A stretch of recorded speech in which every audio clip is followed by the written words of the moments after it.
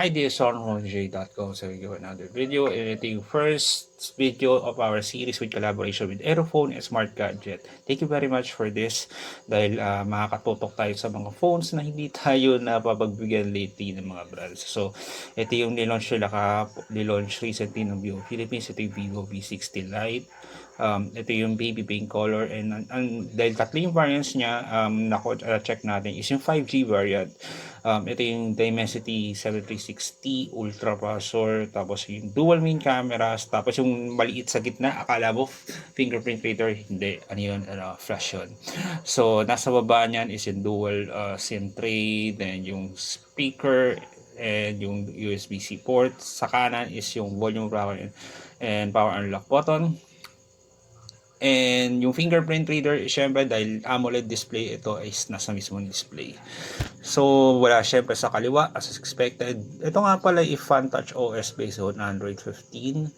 And hindi na tayo nag-uwat sa wala naman masyadong bago compared do sa nakita natin sa Fan Touch 14 OS.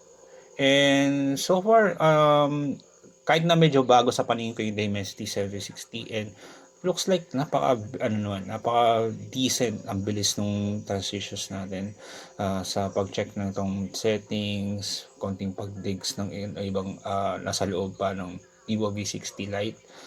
And syempre diretso na tayo sa camera. Syempre meron na itong photo and video watermarks ng Vivo V60 Lite.